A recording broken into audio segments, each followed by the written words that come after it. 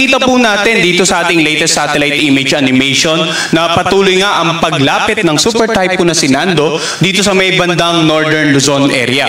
At kaninang alas 10 ng umaga, ang sentro nito or mata ng bagyong si Nando ay tinatayang nasa layong 535 kilometers ang layo silangan ng Tuguegarao City. Taglay ni Nando ang lakas ng hangin na umabot hanggang 185 kilometers per hour malapit sa gitna nito at ang pagbugso ng hangin naman aabot ng hanggang 230 kilometers per hour. Sa kasalukuyan, kumikilos ito sa direksyong Pakanluran sa bilis naman na 15 kilometers per hour.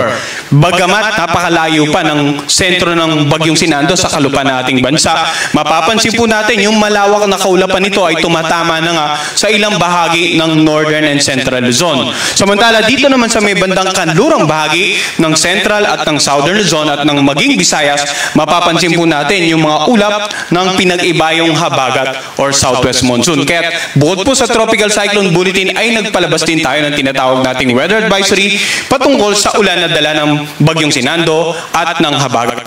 Ngayon, tingnan muna natin ano-ano po yung mga lugar na may tropical cyclone wind signal dahil nga sa patuloy na paglapit ni Nando sa Northern Luzon area.